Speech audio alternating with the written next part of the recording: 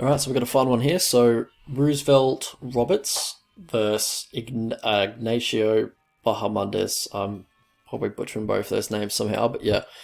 So, Ignacio, he has a 1 inch height advantage and a 2.5 inch reach advantage. So, for Roberts, on the feet, he stands very tall. He's mostly boxing, mostly throwing hands. He's got quite fast hands. I think he does have the speed advantage or the hand speed advantage over Bahamondes, and he just throws everything down the pipe, just fundamental one twos, straight right, naked snap and jab, counter two, and Bahamondes doesn't move his head a whole lot, doesn't has his hands low quite a bit in close quarters, especially because he's so focused on the counter. He's so focused on throwing his own counters that he's forgetting about defense. So yeah, I could absolutely see both these guys getting tagged up quite a bit in this fight.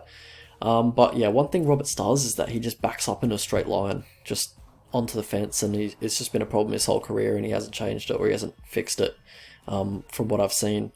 And Bahamondes, he's going to be looking to push him back. Like he's generally got the height and reach advantage over most opponents at this weight class, but he likes to forward pressure. He likes to just go forward, get in your face. He's much less effective when he is going backwards, I will say that. But yeah, I think he's going to be able to push Roosevelt back. And if Roosevelt doesn't just angle off, or if he just keeps going straight into the fence, then, it's quite an easy target because he can't go back any further. And it's just going to be easy for Ignacio just to just kick him or teep him or whatever he wants at that range, because he's now decided where they're about to fight or where they're about to exchange, because Roosevelt literally just can't move unless he goes, left or right, which doesn't generally do. He likes to fight his way off the cage as well. Ignacio likes to switch stance. He switches quite frequently. I think he's more comfortable in orthodox, in my opinion. Nice teep to the body in orthodox. Nice body kicks when he's in southpaw or when he's versing a southpaw. Nice high kicks. Throws a counter 1-2, counter 2. And as I said before, I just see both these guys just tagging each other quite a lot, because Roosevelt, he doesn't move his head when he's throwing, and Bahamondes doesn't move his head at all. So, I think they're just going to be tagging each other quite a bit. They don't have the best striking defense, a lot of them. So, break down the grappling. So, Roosevelt, he's more of a grappler, I'd say. He likes the double leg on the fence. He's got smooth transitions when he does get on top. I think he definitely has the grappling advantage from what I've seen on tape for Bahamondes.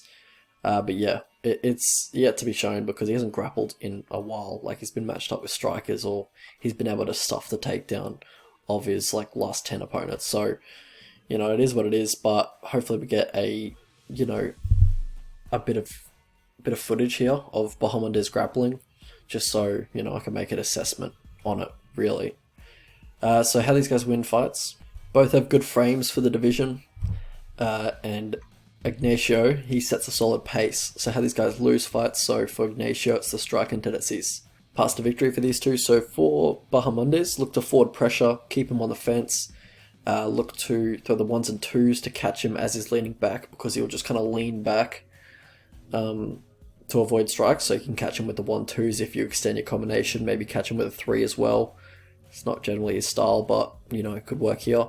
Volume on the leg kicks. In between the exchanges where you guys are just trading hands, look for the volume on the kicks. Just own the moments in between the exchanges, and yeah, just, rack up the volume, really.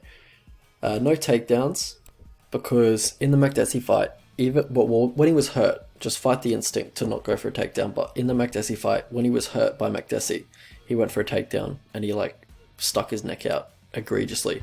So if you're hurt, don't fight the instinct. I know you're fight or flight at that moment, but fight the instinct to just go for a takedown if you can, because there's almost an 100% chance you're getting guillotined if you go for a double leg or a lazy double leg against Roosevelt Roberts and use the same technique or form that you did when you try to take Makdessi down.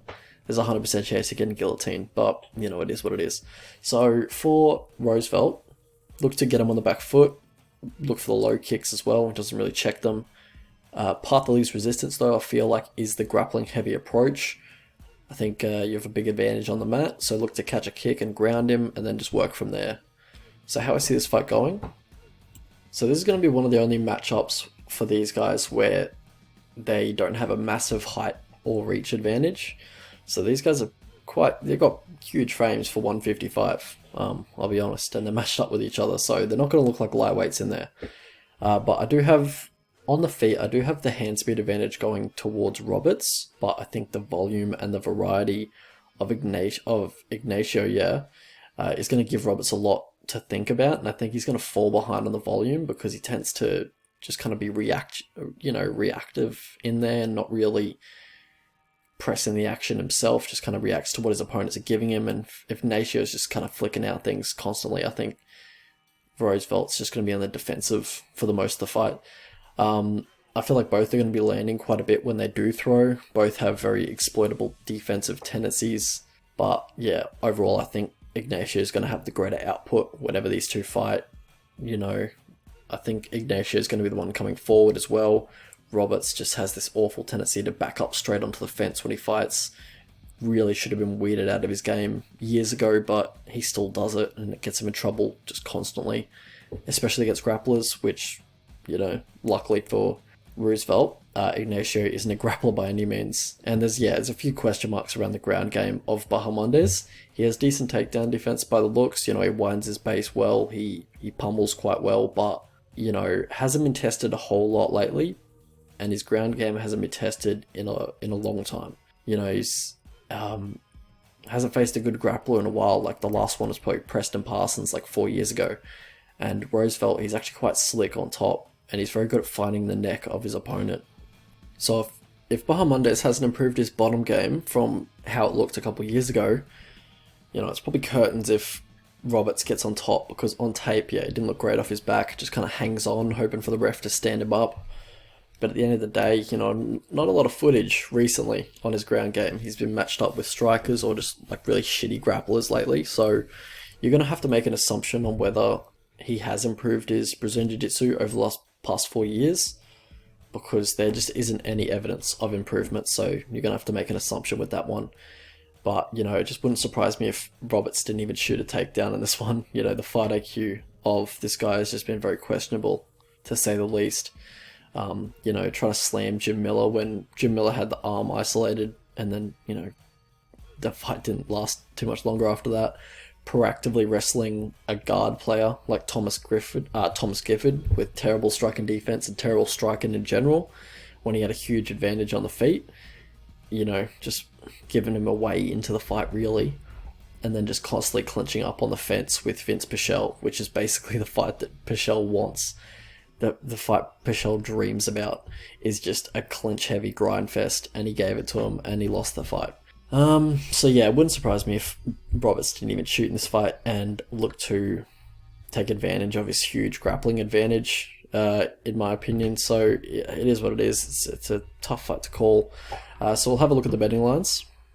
So if you guys could like the video, that'd be awesome. So prediction is Bahamondes. I think he does just outwork him at the end of the day.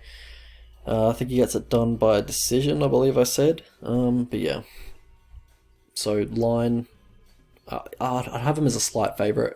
I'd probably bet him at $2.20 or plus 120. I think that's fine. Also, Roberts submission, if that's like $5 or, which it looks like it's gonna be. Looks like it might even be like $6, $7. So Roberts submission, just if you want to take the assumption that Bahamondes hasn't improved his ground game at all over the past 4 years.